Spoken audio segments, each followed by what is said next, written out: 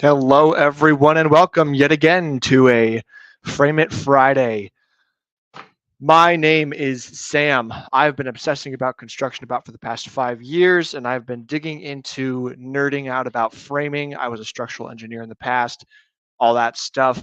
I'm going to show you today how to look at a framing of a roof and a ceiling and consideration of the walls and all that stuff. As an engineer, how would you look at this house? How would you lay it out? That's what I'm going to show you how to do. So, that's what you're going to learn today. And the tools I'm going to use are very simple. It's got this scale here. It's going to show me 1/4 inch per foot scale on this sheet of paper, so I know how long everything is. And I've got some markers. That's all I need. That's all I need, that in my brain. Okay, so we're going to take a look at the roof plan over here and the ceiling plan here. So the idea here is on this plan, I'm going to show you all the rafters, ridges, braces, all the stuff that's above the ceiling that's going to hold up your roof. And on this side, I'm going to show you the whole ceiling system, the ceiling joists, the beams, posts and walls, anything like that. That's where this all goes. Headers, that stuff. Okay. So before I get into that, let's talk a little bit about a load path. A load path is basically going to mean I have something heavy. Oop, there's the table. I have something heavy and I'm maybe going to hold it up with a beam and I'm going to support the beam on each end. So when I say load path, I'm saying that like, hey, there's a thing up here we got to hold up, and the weight of that thing is going to be distributed down through the other structural pieces that we're putting together. And maybe there's a foundation right here or something. That's the idea. How do we get the weight from up high down to the foundation? That's the point of what we're doing. So I happen to have designed this house, well, this duplex really. And so what I'm going to do is I know that everything is 9-foot plate height. And so what that means is all these walls are 9 feet tall and it's a flat ceiling everywhere. So I'm not going to have any special roof framing or anything like that. And what it means is all this space above the ceiling, I have attic space to work with. Okay, tall attic space is nice because it gives us room to do structural stuff. All right, so that's what we got. Let's get right into this here. So we're gonna look at the roof first. Again, we're going to, just like last time, first let's look at ridges, hips, and valleys. Okay, I'm gonna look at this. This is a fairly modern house. I'm gonna show you what the elevations look like here. These are the elevations. All right, so front view, it's basically just a roof slope coming down the front, going down the back. And then we got these 2 side slopes on the side with this little porch overhang thing in the front. That's all we got. Very simple. So the only ridges we have are actually right here. That's the only ridge we have. Everything else is going to be held up on walls or purlins. So we found that one. That's great. All I'm going to do is first I want to think about like, okay, how are my roof planes held up? Okay, well, this whole side is sitting on the wall all the way down. Obviously, there'll be we'll use, I don't remember what colors I used last time, but we'll use pink for beams. There's going to be beams that wrap your porches, of course. So that, that holds that end of those rafters. But that's all wall. And on the high side, what we're actually going to have is a pony wall built on top of the existing wall. See this dude right here? Ooh, yeah, that right there. So at the top of the roof, it's going to sit on a wall that's on top of the wall that's inside the house. So there will be what's called a pony wall, a short wall built on top of that and right in line with it. Same on the other side. So what I need to think about is that all the way, like this whole wall line is where this was set because this overhang line is 12 inches off of that wall. That I designed it so that's where the overhang comes from. And I designed it that way so that when you build a pony wall all the way down in line with this, that's just so you know where to put it. And that means that we're going to need, a roof beam or whatever you want to call it. We're going to need beams below that all the way to here. Okay. So, and this is going to be the same on both sides. Clearly. So there needs to be beam here because there is nothing here. I mean, there would be ceiling joists and you could like basically just stack on top of the ceiling joists. It would probably be okay because it's pretty close to this support wall. But like if we're going to be super technical about it, then yeah, beams carry walls, that kind of thing. So we got beams there. All right, cool. Let's think about our rafter sizes. So let's take a look at this plane first. The rafters sit on this wall and they go up to this wall. So their first support is here, the second support is here. So we're going to take our magical tool that I probably knocked off. No, it's in my lap. That's where it is. All right, so got my scale. It's going to tell me that from the first wall inside support to this wall is about 15.5 feet. All right, and we're going to use 2x6s for rafters because that's what we like to do. 2x6s, 24 inches on center. If we're using Southern Yellow Pine, they can go 11 feet without support, and that's too far. So I just happen to know that I am going to be putting, let's use orange. I'm going to be putting a purlin line somewhere down the middle of this thing, and it would make sense to put the purlin line where, I've got stuff to brace it on. So basically in the middle looks like it'll work out fine. So I'll just put this dashed line down the middle of this. And I know I'm doing the same thing on this side. Okay, so those are purlin lines. All right, what else is our roof doing here? Okay, what about these planes? We got a support wall here. The roof goes up, hits the ridge here. All right, so we have support here at the wall and support at the ridge. Well, how far is that? Well, let's take our scale, put 0 on the inside of the wall, and we're about 20 feet. Actually, we're 20 feet to the wall. We're about 22 feet to the ridge. So that's pushing the 11-foot limit. It's close enough to the 11-foot limit that I don't particularly care. And so I just know I'm going to put a purlin thing right in the middle. And the middle at 11 feet is basically right here. So I'm just going to say, hey, there's going to be a purlin line right here. I'm going to go over here and say there's going to be a purlin line right there. All right, so that means we need to support the rafters here, here, and here, aside from the regular wall supports they're going to have. Cool. Took care of that. Now we got to hold up the purlins with something, of course, and that's where we're going to start adding our braces in. Okay, we're not concerned about anything close to the end, but we want to go about 4 feet. So let's just put our scale on here and make a tick mark about every 4 feet, 12, 16, 20, 24. Okay, that's about the right spacing. Okay, oops, 4, 8, 12, 16, 20, 24. I'm eyeballing the rest of those. Okay, cool. And then these spacing is going to be something like this. And of course, you could always put more than this if you wanted. You could adjust where they're at. This is kind of like a keep them about 4 feet on center kind of thing. Okay, so those are the places we need to support. So we're going to make a circle that shows us, hey, that's where our brace connects to the actual purlin itself. And then we'll draw a line from the circle showing, hey, we're going to brace down to a wall or something. That's the idea. All right. So we got all these brace marks in here. We got to know we're going to support them. So now it's easy. All right, that one's on top of a wall. That one's close to a wall. The next thing I want to think about is, okay, what's the slope of this roof? How high am I above the walls here at this purlin line? So how do I know how high I am? Well, I know the roof pitch. So from the wall to here is 10 feet-ish. So at about the 12-foot mark, I would be 5 foot high. And so I'm going to assume that I'm about 4 feet high because that's a little bit less than 5. All right, so let's say I've got 4 feet of wiggle room. Now remember, I know that because if I draw a side cut view of what's going on here, if this is our roof, that's the purlin, I can have a wall over here and I can brace to that wall with this purlin brace as long as my angle doesn't go over 45 degrees. Therefore, 45 degrees with your triangles, if your x is your height and your y is your run, which wouldn't make sense, your x equals your y if this is 45 degrees. All right, so that's why I know I can go out in the plan view 4 feet, is because I'm 4 feet off the walls. So if I just look at that, I know that's less than 4 feet. That's like 2.5 or something. So that one's fine. This one's fine. That one's fine. These have a wall. That's super easy. These have a wall. That's super easy. Wall. I can probably reach there. Nope. I can reach there. Yeah. Probably reach there and there. Okay. Nothing in floating over the garage. I could do that. I probably can't go at an angle there. I'm gonna need a beam here anyway. So, okay. So this whole line is good except for this dude in the middle. This whole line is good. So let's see where are our problem children? That's a problem child. Those are unsupported. And he's unsupported.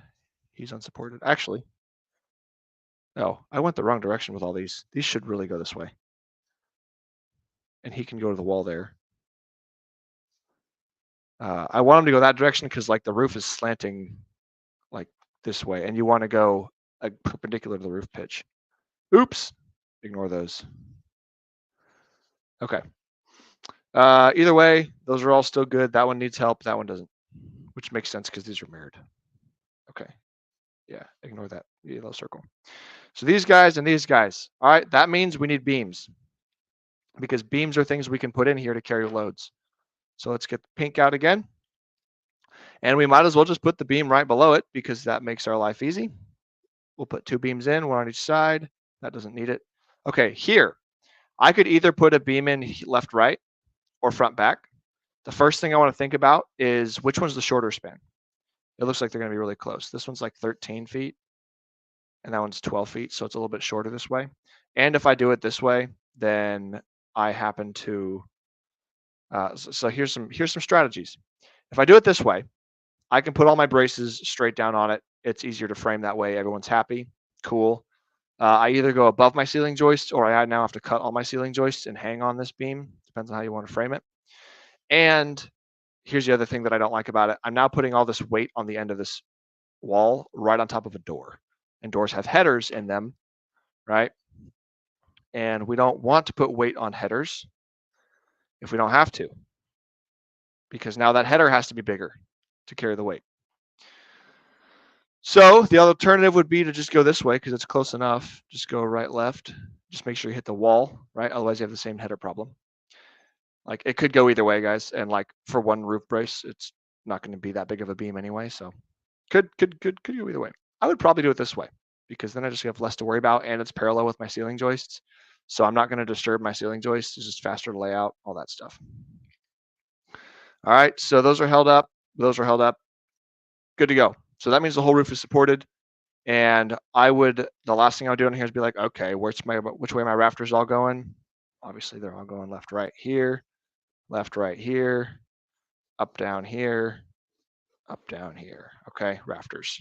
Hunky dory. I would say something like, yep, 2x6s, 24 inches, inches on center. Perfect. There's a roof plan. Now, when we're looking at the ceiling plan, we're going to be concerned with our walls and our beams and all that stuff. So let's take a look now. If there are any beams from the roof plan that we need, we're carrying them over because we need to show them on this plan. So I know my porches are wrapped. That's a nice curvy beam. Okay. We put some about in the middle of the garage.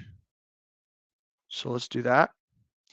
And we got these carrying the roof. Oh man, that's so curvy. That's better. All right, beams, beams, beams. I don't have, oh, I got the bedroom ones. I'm gonna do them both like this because that makes my life easier. Here to here. Okay. Oh, hold on. Important. That's a countertop. That's not a full height wall. So I can't put any weight here, which just means I just need beams. Just offset them so they're not fighting each other. You offset these because like that way one can sit on the wall, the other one can sit on the wall. Like they don't have to be in a line. So let's go back and correct this. I'm bracing here because I put beams here. All right, taking care of that. Good to go. Now, ceiling joists. All right, let's think about the ceiling joists. Let's consider one half of this thing because it's going to mirror the other side. All right, ceiling joists, you want to span the small span. I also am missing a beam. You want the beams to do all the work and keep the ceiling joists and all the spans low. And so I'm just going to go. I also happen to know that my roof rafters, see these? These are coming down like this on the wall. They're going up, down. So I'm actually going to run these in line with my rafters because that'll make my framing nice and happy. I could go either way. It doesn't really matter. And then because I don't want to put any extra weight on this beam that I don't have to, I'm going to turn and go this way.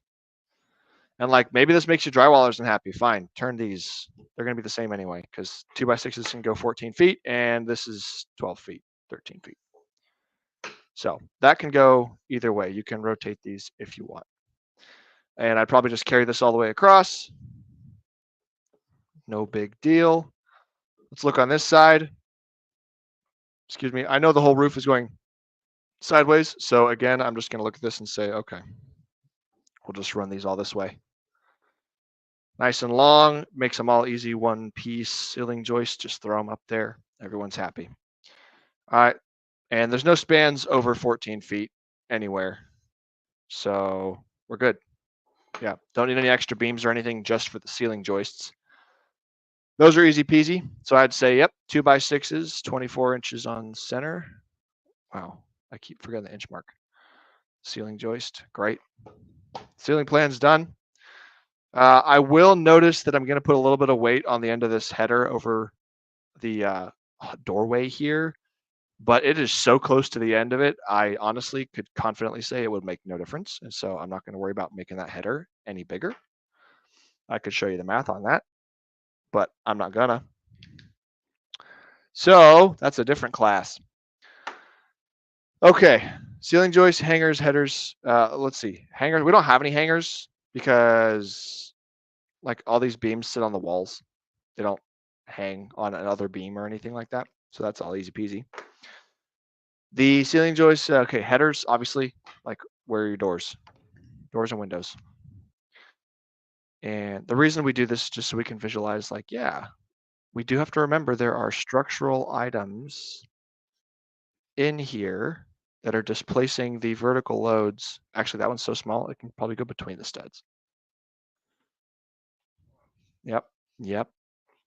So the whole point of the colors is to visualize, hey, when we bring loads down through the house, everywhere there's a color, it's because we're stopping that load going down and we're displacing it like this. We're doing a load path that's taking the weight out and sending it down somewhere else so that we can make an opening and, walk around through our house instead of having to walk through stud-sized doors. Big header over the doors. All right. I think I got them all. I might have missed them, but that looks like it. Okay. Super simple. Headers. Okay. Posts and walls. Remember, everywhere a beam lands on a wall, we want solid studs, go the same width or wider than the beam. That'll pretty much cover you unless you have a tall wall, but these are short, so we'd be fine.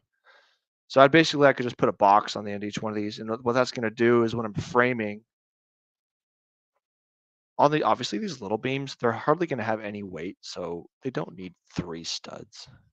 But if you want to be safe, if it was an exterior wall, I would keep the stud count low because I'm trying to keep insulation high. Less wood, more insulation. But I'm doing this because I'm trying to show, hey, where are all the places where I've got concentrated load now going down through my structure. And I want to make sure I've got my studs packed up there because you're not going to see the ceiling beams when you're framing and banging up the walls. So you'd like to know where you're going to put them while you're putting all the walls up. And so while you're doing this, it helps you to know where those things are going. All right. And attic storage, there was probably a marker for it somewhere. It's probably in the garage. So I would just, say, hey, the attic storage was right here. Don't forget to, frame out a box for the attic storage. That would be a good idea. And we don't have any second floors or anything. So no complicated floor systems or anything like that. This is a pretty simple one. You'll find that modern style houses where there's lots of shed roof styles and roof planes like this, they can either be really easy or they can be really hard. And frequently what makes things really hard on modern homes is low roof pitches. So when people do like a 112 with a metal roof on it or less than that, it gets very difficult to fit all these structural members above the ceiling. Remember? Because if I'm going to draw the ceiling here, right? So if we got all these walls all at 9 feet and that's our ceiling, and then we got like a really low roof pitch, there's hardly any height above all your walls inside the house to push the beams up. And sometimes that means the beams have to come down through the ceiling and you just get what you get. So that happens. But I apparently kept the roof pitches up pretty high on this one because that was the style I was going with and we got lots of room to work. The other thing I will consider is that this was a 312. This was a little bit less of a pitch. So I would want to, you know what, actually, let's check this. Here's the thing you want to look at if this happens. I put a beam in here that's above the ceiling and below the rafters. And remember that the depth we're now talking about, I'll draw it down here. So if this is my rafter, it's going to be cut like this, okay? And this is my ceiling line. I put a beam in here like this. That's what I did. Bottom of the beam is flush with the ceiling, or it's higher. It could be higher. Some people, you know, push it up to keep it off of the, like, you don't want to connect your drywall to it sometimes. So what I have to make sure is that this clearance exists. How do I do that? Well, this is a 312 pitch. So I'd say at the wall, right here, I'm at 0, and I'm going to start going up at the roof pitch. How far till I get to my beam? My ruler tells me the beam is, let's say, it's 11 feet away from the wall. Okay, so it's close to 12. Well, for math purposes, let's assume it's 12. That means that our height here from the ceiling is 3 feet, right? Because we started here on the inside of the wall, went up at the pitch of the roof, and that point, 12 feet over is 3 feet up. And so if this beam is taller than 3 feet, for whatever reason, it's going to interfere with our rafter, and we'll have to either do more notching, or we'll have to just like push the beam or change the beam or something else. These are both tiny beams, so it would never be a problem. But that's the thing to be aware of. And these beams out on the porches are a little different. They're actually dropped. So if this is the ceiling line, we continue. Those porch beams are dropped below the rafters because they have to carry the rafters themselves. So they take the place of the wall, and the top of the beam is in line with the top of the wall. So that's what's going on there. Those are the porch beams. That's how those always work. And I think that's all I got. Oh, wait, nope, one more. Let's talk about these front roof planes because they're a little bit of a trick. This is kind of going to be one of those things that's up to the framer, depending on where you're building this. If it's out in the county, the framer's probably just going to figure it out. In this case, this is a modern looking house, right? So that means we make everything structurally difficult on purpose. That's what modern means. Contemporary, you know? So we have this little roof overhang sticking out, and there's nothing supposedly holding it up. And you can see out on the side, it's sticking out about 2 feet, 3 feet from the face of the wall. That's a pretty decent overhang for no support. As you can see, it's right here. I will outline it. So if that is the roof plane that's sticking out past the wall, I would think to myself, okay, as a framer or as an engineer, how would I hold that up? And the first thing I'll look at was, okay, what about this side of the roof? I'm just hitting a wall, so I have no, like, I don't have anything to connect unless I use like special metal strapping and hardware and stuff. I don't have a way to get cantilever. So a cantilever is where you have something maybe like this, and you can like float something out past an edge. So if that was the wall, I could float it out past the edge because I have so much support on this side of it. I could do that. And honestly, that's what I would do for any of these. I would take a board when this is getting framed up, and I'd probably cantilever this way back, and I would attach it to the wall all the way through here, and then let that piece stick out. I would do the same thing on this wall. I would attach it all the way through here. And remember, this roof plane is way up here. Your top of your wall is like up here or something. So you're up in the attic. And so therefore, if you're in the attic, honestly, I would take the same thing and I would stick this thing through through the studs and through the sheathing, and I'd go like anchor it on the roof rafters, or I would tie it to something else back here, and I would cantilever it out as well. So it'd be a little tricky, but it could totally be done.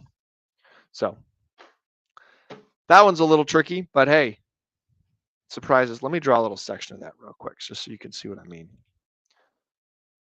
Let's see. All right.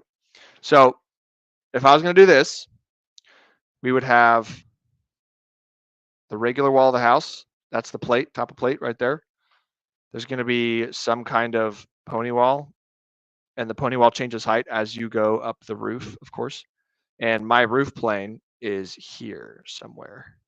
So all I'm saying is this is attic. And I would take this board and actually run it into the attic. And I would like take other boards and like nail it on and brace it on, or like the rafters are up here. So maybe I would like run it in and like tie it into the rafters somehow. I would just support the back end of this board in multiple places. And of course I would nail it to the studs. And then the little piece that sticks out is super stiff and strong because it's just a little cantilever of the whole piece. So we're basically just doing this thing right here, but at an angle. That's all we're doing. So that's how I'd solve that. Quick chat shout out. Looks like we have the one and only Green Observer in the chat here, folks. That's right. Better late than never. Greetings. Hello, Green Observer. Good to see you. Just got back from the gym. Hey, here, look at this new YouTube comment thing. This is fancy. Just got back from the gym. That's right. Getting stronger. Time to strengthen the mind. Good move, sir. Go back and give it a rewind. This was a pretty simple one. Obviously, there's colors everywhere. But yeah, thanks you guys for showing up. That's all I got for you on this one. I am sure we'll maybe next week I'll step up the game and we'll do something a little more complicated, maybe a second floor. I've got one in mind we could do.